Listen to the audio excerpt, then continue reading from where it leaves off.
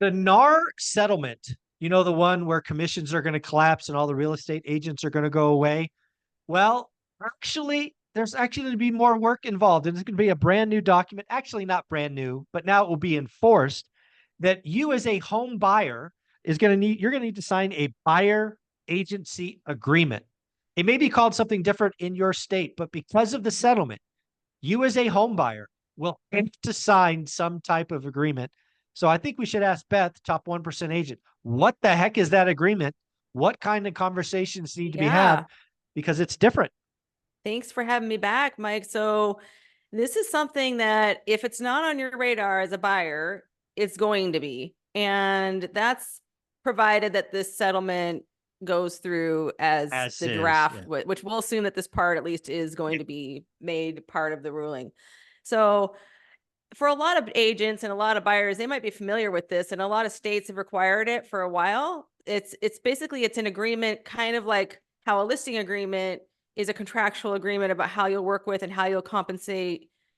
The seller compensates the listing agent. The buyer agency agreement is a similar agreement that explains how the buyer's agent will be compensated.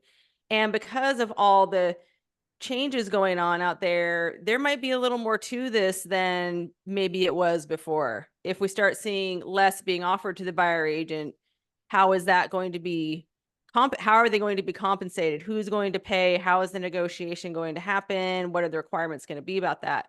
Now, one of the things that's going to be the biggest change for a lot of people is the way I understand it, a buyer agency agreement is going to need to be in place before you can even see it, before an agent can even show a buyer a property. So that's Yeah, different. I've heard that as well. I mean, just think about this, folks. For years, frankly, decades, if I wanted to go see a house, I could call, interact with any agent, didn't have to be the listing agent, and they would get me in that house. That's Mm-hmm. just how it worked. Now, as I understand it as well, that buyer, that agent I'm calling is going to make me sign a piece of paper Yeah. that documents how they're going to be compensated should this move forward. It's it's it's going to be a brand new conversation, Mm-hmm. and a lot of people aren't ready for it, frankly. Yeah, I think it's good because there needs to be more transparency about this. In the past, it was like buyers often weren't clear how their agent was being compensated. They just knew they weren't paying it, and sometimes they were told it was free, and that's a mistake. You shouldn't say it's free because it's not free. But it wasn't clear how much they were getting paid or by who. They knew the seller probably paid it, but a lot of times there was no conversation about that, and it wasn't clear. And now that's changing. And if somebody is going to be clicking a button on an online portal, let's just say Zillow, for example, be careful what you sign because something's going to need to be sent to you before you can even meet that agent that who you may not know. There's a very good chance you won't know that agent. And you're Mhm. showing up there. Before you do, you're signing a buyer agency agreement. So instead of just clicking through the signing, just understand there's ramifications and implications in that agreement that you're going to need to Yeah. be aware of. I mean, just for example, not saying this would be in all agreements, but it is very possible that the first draft of the buyer's agency agreement says something like, I will be compensated for effort, and if you buy a home, this or any other home for the next 6 months. I mean, Yeah. it could say something like that, right? Right. So there's two basic kinds. And again, I'm just going to give the disclaimer every state has its own different agency laws. But generally speaking, there's usually a couple of different ways you can do this. And one would be an exclusive buyer agency agreement where you're making a contract to work with your agent to advocate for you and see you through the entire process. And you're only going to work with that agent. There usually is a geographical limitation to it. It might be in my case Washington State, or or it could Yeah. be your town, or you can have different agents in different towns with exclusives. But and it's negotiable the length of the contract, but a default for a lot of people might be 6 months. And that means if you buy a house during that time, that person gets compensated. And so you want to make sure before you commit to that person that you are comfortable with the value they bring and the service they provide. Yeah, I mean, Something to think about. Sorry, go ahead. yeah, the thing that I want to highlight again, a lot of buyers, this is a net new thing. And as somebody who has worked and studied the consumers for 30 plus years, this is a fear of mine. And let me know if this is warranted or not. home buyers out there, they're going out, they're acting the same. They're clicking on these buyer agreements left, right, and center. Over the course of 7 months, they've clicked it 17 times. They're all, because they don't know what they're clicking on, they're Yeah. all enforceable. Now they finally buy a house with agent 14, and now you've got 13 other agents that are going to make a claim potentially to get paid because of the legal binding contract. Is that a valid concern, or am I overthinking it? It is a valid concern and it is going to happen. I just, how can it not happen? Because if everyone, every time they're going out there signing a buyer agency agreement, a lot of people don't look at it. It may not be explained to them. It might just be sent over with no explanation. Click here to see the house, and people just click it, not thinking that they need to read the fine print. You could be on the hook. You could be liable and owe the agent the commission, whatever is written in that agreement. And you may end up owing Yeah. more than one. Yeah, that is the fear I have. Is Yeah. given this is net new, the consumer is not trained, they're not educated, they don't have experience. They're going to click these things because it came through in a DocuSign and it's really, really easy. And the verbiage of the buyer agreement is going to say, I get paid if you buy a home. And oh, by the way, I get paid, 2%, Mm-hmm. regardless, if you buy a home in the next 6 months. And if you Yeah. sign that 3 or 4 times, you could end up owing a lot of money. You could, and then it's going to be up to the courts to figure out how that's going to work out. So nobody needs that stress in their lives. So take a minute to read what you're signing and make sure it's what your intentions are. Now, if it's somebody that you don't know and you just want to go see a house, there are ways that it can be structured to protect you. You can have a Yes. buyer agency agreement just for one day, for example. You can have a buyer agreement for one house. Yes. So it can be just if they show you that one house, then, and if you buy that house, then that person would be compensated. And usually it's written into the agreement where it correlates somehow to what the seller is offering. And despite what the news is saying, I'm still seeing sellers offering Yeah. compensation to the buyer agent. Yeah. And it may be less than what is in your buyer agency agreement. And then there needs to be a discussion about, it's in the agreement in Washington, it's right in there. What happens if they're offering less? Do you want to negotiate it from the seller? Will the buyer pay? How will that work? What if the seller is offering more than what your agreement says? Say they're offering, for example, 3 and your buyer agency agreement says 2. What happens to that extra 1%? That can be in the agreement too, where it gets Yep. rebated back to you as the buyer or goes to back to the seller, or there's any number of ways that can be Yeah. structured, and it should all be in the agreement, and you need to be aware of what you're signing, but don't commit any more than you want to. If you're unsure about your relationship with that agent, the service level you're getting, if you don't know them at all, make sure it's Home not buying exclusive. process, the home buying process is just fundamentally changed Yeah, it's going to get from a the lot buyer more. side. Messy. Yeah, it's going to get kind of messy for a while. The best agents will know how to explain this in a very simple way that will make sense to people. Because if you go into too many convoluted, a lot of agents don't really know how to explain this yet. So it's going to be a little bit tricky for them while they get used to it. Some have been doing this forever, so it's no big deal. Ideally, you'll have a sit down, take the time to have a meeting with your agent where you can, or your prospective agent, where you can interview them and make sure they explain to you what they're going to do, how they're going to work, and what the process is going to look like, how they get compensated, and why they deserve it. Yeah. So one of the outcomes of this, and again, these are just my opinions. I'm not in the industry. I'm certainly not a top 1% agent like yourself. I don't know how to say this, but one of the unfortunate realities, given this messiness with buyer agreements, is I think a lot of newer investors are just going to go to the agent. They're just going to Mhm. say, screw it, it's too hard. I'm going to go to the listing agent. I'll sign something that says only for this house, and they'll be done. I don't know if that's right or wrong, but that's certainly an outcome I see coming.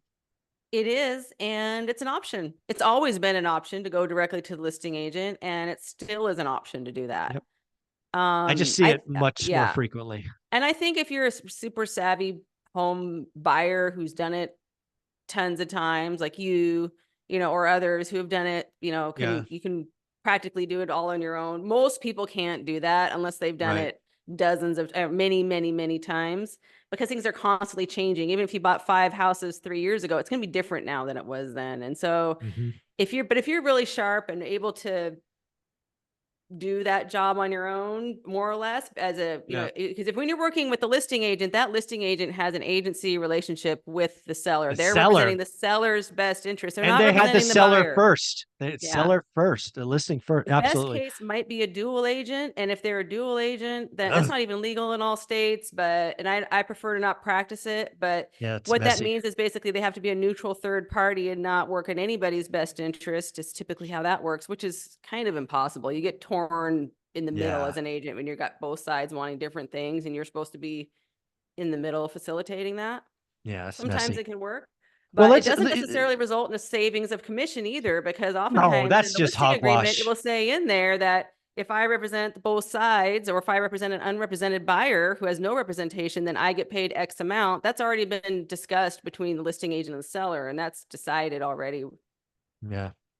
So one of the things that I think is, again, going back to the messy buyer agency agreement, agents who choose to represent buyers, they're going to have to get really good at communicating value. Yeah. And I would argue that they didn't have to do that before. I would They did argue that. not have to do that before. And we got a lot of people out there that are more just the hobbyists that don't really know their craft. And Yeah. excellent agents are, especially the ones that have been around for a long time, they know how to pivot and adjust and learn and do things a little different, because we've always done that. There's been Mm. at least a half dozen times in my career where everything got turned upside down and we had to learn how to do it a completely different way. Yeah. So this is just a variation of that. And in Washington State, we already made these changes effective January 1st. So none of this is new to us. We've been doing this for a while now. And we've been very transparent about how this process works for some time. But it's going to be to everyone's advantage for a buyer to sit down with a prospective buyer's agent and listen to the buyer presentation, kind of like a listing presentation you might hear from a potential listing agent, where they That's go walk interesting. you through everything that they do. Here's what we do. We do this and we do this and we do this. And Uh, they show you the value. And then you go, oh, okay, I see where you earn your value. And they sign if they agree. I hadn't thought about that. That is interesting. Folks, if you don't know, a lot of stuff what happens when you looking to list a properties, you do interview multiple agents and they create a package presentation because there's 7, 8, 9 people coming through to get the listing. I had never thought about doing buyer representation Mm-hmm. meetings or whatever. That is going to become a thing, right? Because again, like if you know you're going to buy a home in King County, Washington, like you're going to, right? It's a in the next 90 days, you probably should have a buyer representation. I just call Joe Schmo and figure out, okay, if I'm going to pay you, because basically what the buyer agreement could say is, hey, you're going to get paid 2%. First option to get payment is from the seller side. If Mm-hmm. they don't pay or pay something less than 2%, I'll make up the difference. This is kind of how I understand it. There's got to be a pitch of value there, because what happens if the Yeah. listing is a zero listing for buyer? You've got to make up 2%. I welcome And that, because here's the other thing a lot of people don't know. You as a buyer agent can negotiate, take your buyer agency agreement, send it over there, say, hey, I've contracted with this buyer I'm going to be compensated 2% in your example. I'm asking you as part of this offer that you compensate me 2%. And then you just have a negotiation about it. What I have found in the Seattle area is there's very few offering zero, but most of those that have something in the agent mark saying, let's have a negotiation about the buyer agent commission. They're not saying they won't pay it. They just want to have a negotiation around it. now, a question, because you've been doing this a long time, is that always been the case, or has this changed in the last 3 weeks? Whenever this came out, that there's now a few saying zero. It's gotten a little easier in the last year when they changed in January when they changed our agency law. There's a little Oh, okay. more documentation around how we do it. But I did it maybe, I don't know, 7 years ago. I remember doing one where someone offered close to zero. It used to be you couldn't offer zero. You could offer $1.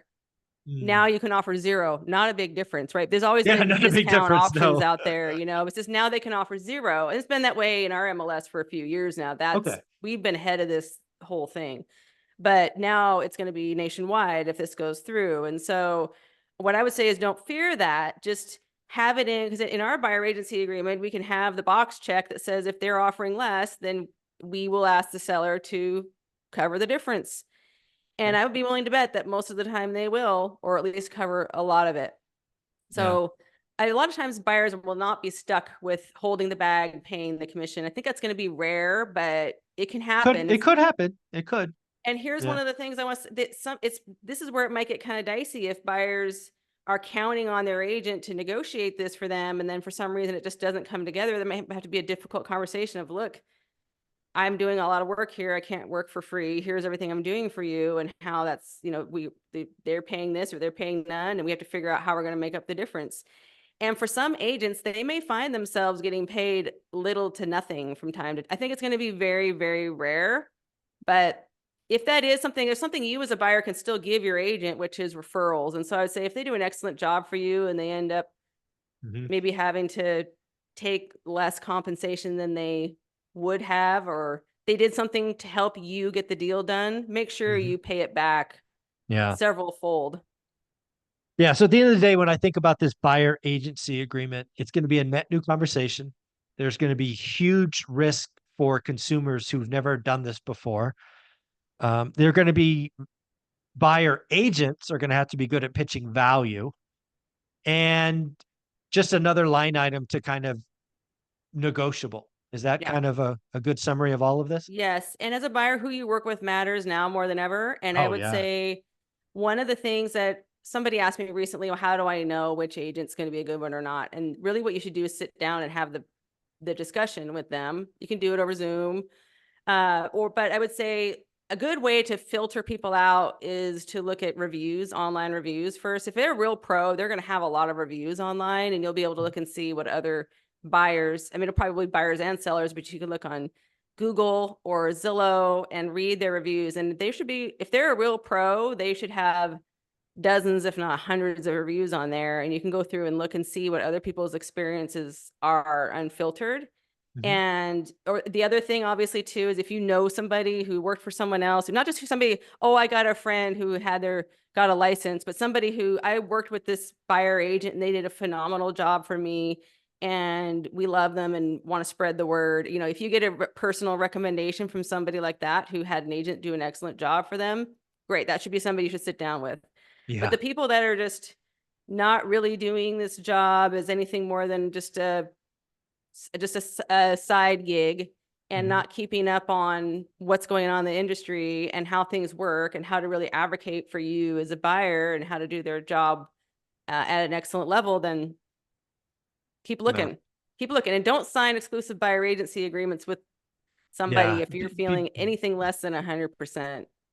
That, I mean, again, when I've been reading this and trying to figure out what happened, again, my net answer is the sellers win, which obviously they were the ones suing, so it's not a surprise that they win, but the buyers lose left, right, and center, and we haven't even gotten to the VA and first time home buyer. It's buyers lost in this settlement. This makes me wonder if I have a feeling there's probably going to be some adjustments before this gets finalized, because I can't imagine. You just I have cut to have off some VA faith that they buyers. won't leave our veterans high and dry on this. That Oh would be really wrong. So let's hope that something gets fixed about that sooner than later. Yeah, folks, if you don't know, if we're talking about VA loans, VA buyers can't pay the commission. It's a non-allowable transaction or whatever they call that. And this could stop VA loans. It could. Yeah. And what I would say, if you're a buyer agent and you're working with a VA buyer, and then there's not any commission being offered, just get your best negotiation going and go in there and ask for it, because they should pay. Just explain the VA situation, and I think most sellers would be open to that. I think it's probably not going to be too many that will be refused to pay any, and then the buyer can't pay either, and then it's just stuck. I would like to think that there's some way around it. Usually if there's a buyer that wants to buy and a seller that wants to sell, like there's usually a way that something can be worked out for everybody. But unfortunately today, there's just a new buyer. There's just a different buyer. Yeah. And VA loans just can't be looked at. No. It's going to be one more hurdle that, there's going to be a lot of unintended consequences of this. Like there was I don't want to go on to it'd be a different video for another day, but there didn't used to always be buyer agency. And there's a reason why all that came around. Oh yeah. How So about that? in Washington before 1997 and before everyone represented the seller. Mm, So, and then buyer agency was created because buyers needed somebody to advocate for them. right. So anyway, things have changed, but buyers agents are still there and going strong. The best ones are going to learn and get better at Yeah. communicating their value and showing, walking you through the agreement as a buyer. And buyers Yeah. will need to get more educated too. There you go. Well, Beth, if somebody wanted to reach out to you and get a referral to a top 1% agent who will take somebody through the buying or selling process in their market, how would they reach out to you? Yeah, best way is through my website, bethtraversogroup.com. Thank you so much. Thank you.